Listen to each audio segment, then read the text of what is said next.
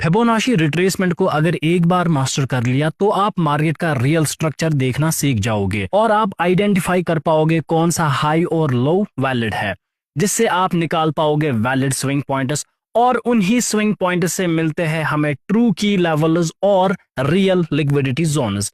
ये सब बनता है फाउंडेशन ट्रेंड और ट्रेंड रिवर्सल को एक्यूरेटली समझने के लिए। और जब आप ट्रेंड को क्लियरली समझने लगते हो तो एंट्री और एग्जिट्स गैस नहीं लॉजिक बन जाते हैं। और जब ये सब आप मास्टर कर लेते हो तो आप कॉन्फिडेंटली आइडेंटिफाई कर पाते हो real order blocks, fair value gaps और authentic supply and demand zones जिन पर मार्केट सच में रिएक्ट करता है। फिबोनाची सिर्फ एक रिट्रेसमेंट का टूल नहीं, ये आपकी ट्रेडिंग का कोर सिस्टम बन सकता है। इस वीडियो में हम इसी कोर को डीपली समझेंगे स्टेप बाय स्टेप, तो इस वीडियो को मिस नहीं करना और इसको कंप्लीटली देखना। सबसे पहले यहाँ पर हम फिबोनाची की मास्टरी से स्टार्ट करेंगे, यानी कि हम इसके सबसे पहले बेसिक्स देखेंगे, क्योंकि आप में से बहुत सारे लोगों को फिबोनाची के बेसिक्स नहीं पता है और फिर आप मुझे व्हाट्सएप पे मैसेज करते हो सर यहाँ पर क्या करना है, फिबोनाची कहाँ से ड्रॉ करना है। तो सबसे पहले हम बेसिक से यहाँ पर सीखना शुरू करते हैं। तो फिबोनाची टूल को अपने चार्ट पर लगाने के लिए आपको ट्रेडिंग व्यू के इस लेफ्ट हैंड साइड सेक्शन में आना होगा और यहाँ पर 1 2 3 यहाँ पर ये फिबोनाची टूल आपको मिल जाएगा। इस पे जैसे ही आप क्लिक करोगे, पहले ही लिखा है फिब रिट्रेसमेंट, आपको इस पे क्लिक करना है। जैसे ही आप इस पे क्लिक करोगे और आप किसी भी पॉइंट पे पहले क्लिक करो, फिर उसको ऊपर या नीचे की तरफ ले जाओ, तो आप दोनों तरीके से इसको ड्रॉ कर सकते हो। तो जब आप पहली बार इसको ड्रॉ करोगे तो आपका फिबोनाची कुछ इस तरीके से नहीं दिखेगा, वो उसकी जो एक्चुअल सेटिंग्स रहेगी वहां उस वक्त वो आपको कुछ इस तरीके से दिखेगा जो इस वक्त मैंने रखा है।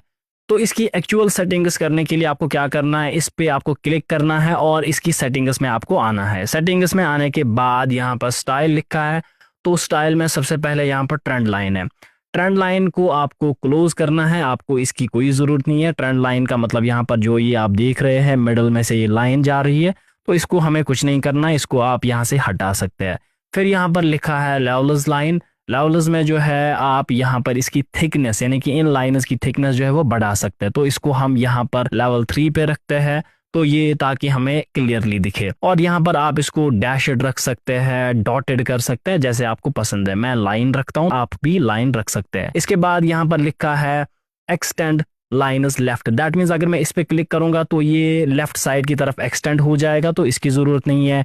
एक्सटेंड लाइन्स राइट का मतलब होगा कि ये राइट की तरफ चली जाएंगी, तो इसकी भी कोई जरूरत नहीं है, तो आप इनको बंद कर सकते हैं। अब रही यहाँ पर इन वैल्यूज की बात कि ये वैल्यूज जो है 0.236 0.5 0.38 ये आते कहाँ से, तो आपको उसका कुछ नहीं करना है, लेकिन स्टिल अगर आपको ये जानना है तो हमारा इससे पहले एक फिबोनाची पे वीडियो है, वो आप देख सकते हैं। वैसे मुझे एज ए ट्रेडर लगता है कि आपको जानना ना जानना इससे कोई फर्क नहीं पड़ेगा ट्रेडिंग में। तो अब यहाँ पर आपको किस किस पे क्लिक रखना है, देखो 0 आपको यहाँ पर चाहिए, 0.236 भी आपको रखना है, तो इन पे आप क्लिक करके रखोगे। 0.382 0.5 भी, 0.618 भी, 0.786 भी और 1 भी।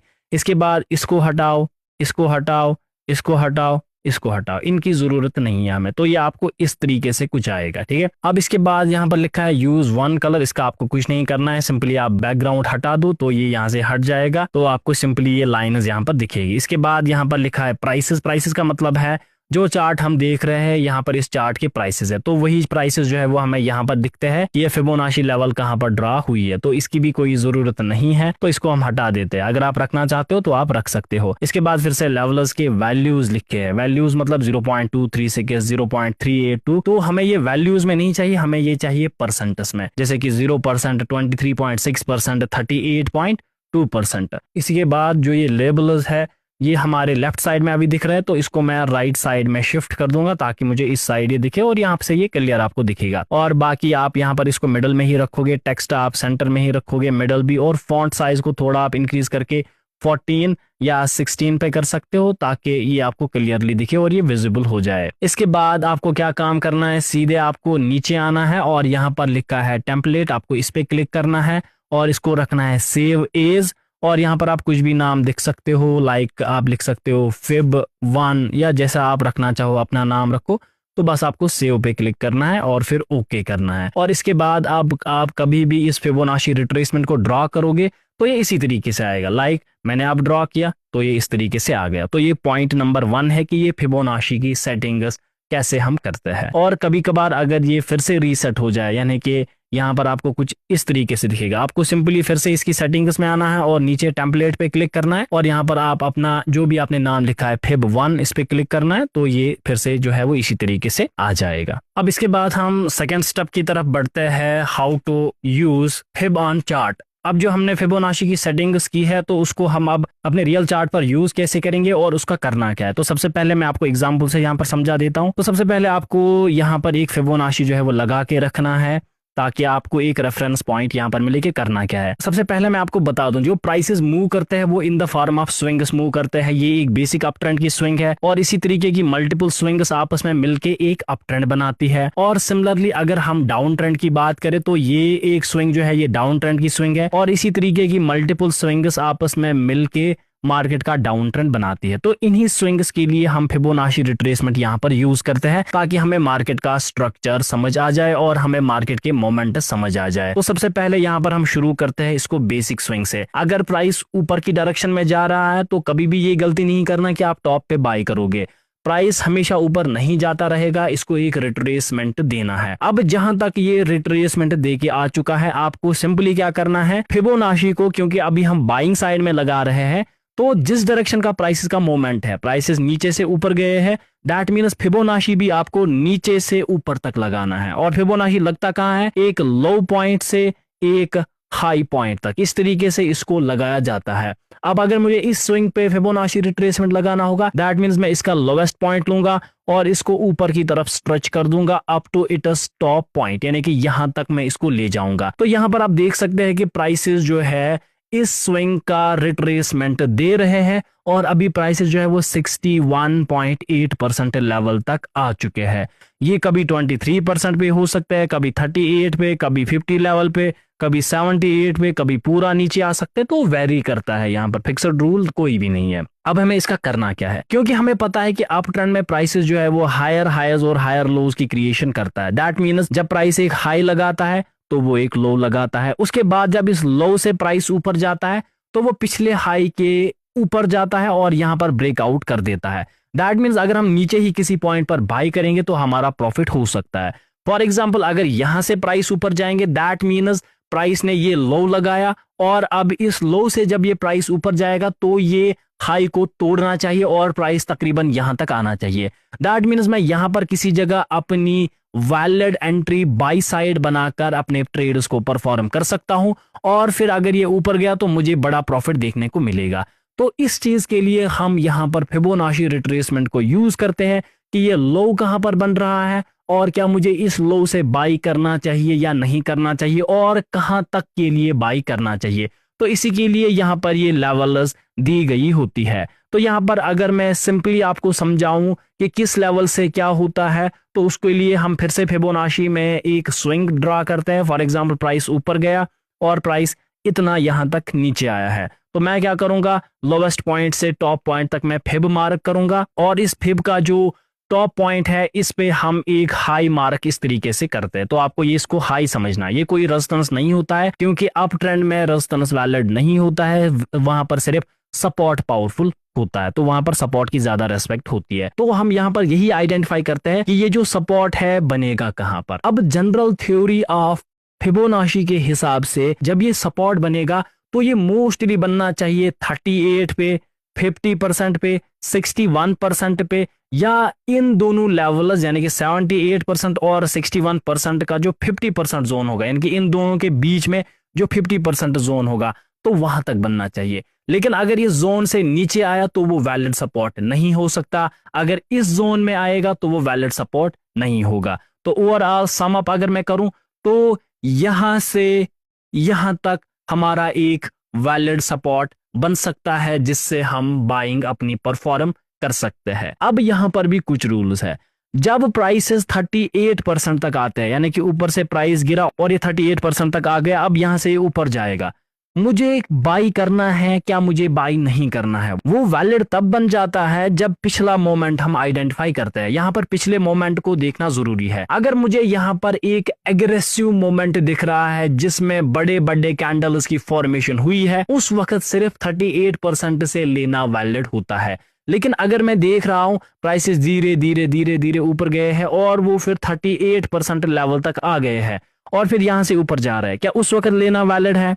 तो यहां पर बिल्कुल भी उस वक्त लेना वैलिड नहीं होता है। और अगर 50% पर आ जाए तो यहां से जैसे ही ऊपर जाएगा हम बाई कर सकते हैं। अब एज ए बिगनर को ये बाई आइडेंटिफाई करना थोड़ा प्रॉब्लमेटिक हो जाता है या एंट्री थोड़ी प्रॉब्लमेटिक बन जाती है। तो एक सिंपल सा रूल याद रखना, जब किसी लेवल से प्राइसेस ऊपर जाएंगे और वो प्रीवियस लेवल का ब्रेकआउट करेंगे, यानी कि 50 से ऊपर जाएंगे और 38 का ब्रेकआउट कर देंगे इस तरीके से, तो यहां पर मेरा बाई लेना जो है वो वैलिड बन जाता है। तो यहां पर हम अपने बाई के टूल को लगा देंगे, 50% के नीचे मेरा स्टॉप लॉस होगा।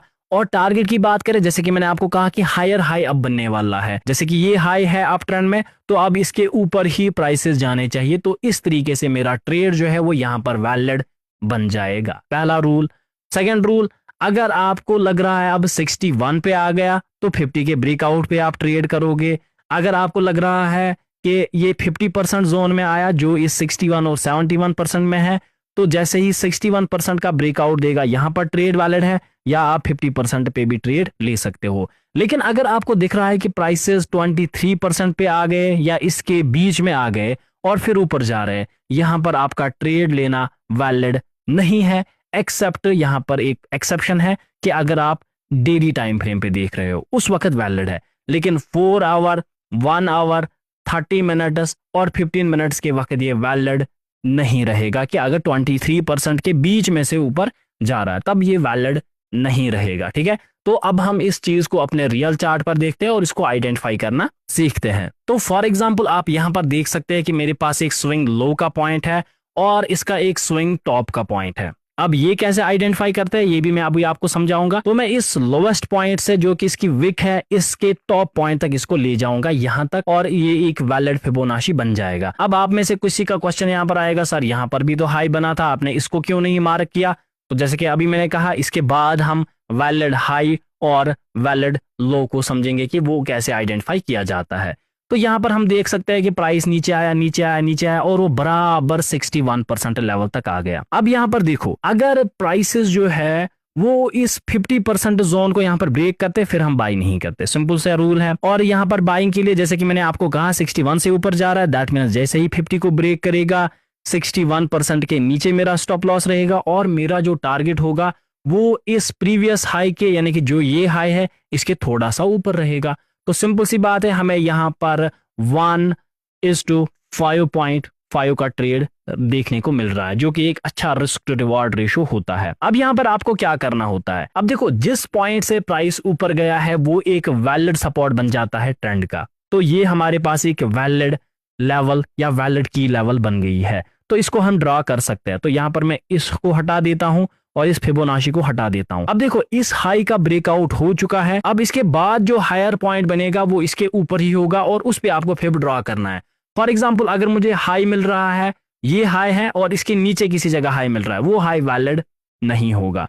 तो मैं अब नीचे के पॉइंट से, यानी कि जो ये वाला पॉइंट है, इससे नए टॉप तक मैं अपना फिबोनाची ड्रॉ करूंगा, जो कि ये वाला है। तो यहां पर आप देख सकते हैं, क्योंकि प्रीवियसली जो मोमेंट है वो फास्ट मोमेंट है, तो फास्ट मोमेंट के वक्त मैंने आपको क्या कहा था, प्राइसेस जो है वो 38% लेवल तक आने चाहिए, यहां से वैलिड होगा। अब पहले प्राइसेस 23 पे गए, ऊपर गए, तो वैलिड नहीं है। इसके बीच में आए, ऊपर गए, वैलिड नहीं है। अब यहां पर देखो, एग्जैक्टली टच किया 38% लेवल को और यहां पर एक बुलिश हैमर टाइप पैटर्न जो है वो हमें देखने को मिल रहा है। तो यहां पर आपका ट्रेड लेना वैलिड बन जा रहा है जैसे ही 23 का ब्रेकआउट हो जाएगा। और यहां पर क्योंकि ये एक फास्ट मोमेंटम होता है, तो यहां पर हमें फास्ट मोमेंटम में ही टारगेट्स देखने को मिलते हैं। तो यहां पर भी अगर हम देखें तो ये मेरा हाई है, तो इस हाई के ऊपर ही मेरा प्रॉफिट हो जाएगा। तो यहां पर हम फिर प्रॉफिट्स को ट्रेल कर सकते हैं। देखते देखते आप देख सकते हो कि प्राइस जो है वो इतना ऊपर गया है और जहां पर हमें 1:6.5 के रिस्क टू रिवार्ड रेशियो में ट्रेड्स देखने को मिले हैं। तो सिंपल रूल्स अभी मैं यहाँ पर बिगनर्स के लिए समझा रहा हूं, तो इन पे आप ध्यान दे सकते हैं। तो इसके बाद मैं बात करूं तो मैंने आपको कहा था जहां से प्राइसेस ऊपर गया है वहां पर एक वैलिड लो मार्क करो, जो कि हमारे पास एक वैलिड सपोर्ट है। अब देखो, ये एक वैलिड की लेवल है, ये ट्रेंड की एक वैलिड की लेवल है। अब इन की लेवल्स का करना क्या होता है, अब देखो, अप ट्रेंड में मैंने आपको बार बार समझाया है कि सपोर्ट पावरफुल होता है एज कंपेयर टू रेजिस्टेंस। तो ये सपोर्ट है, ये सपोर्ट है, ये सपोर्ट है।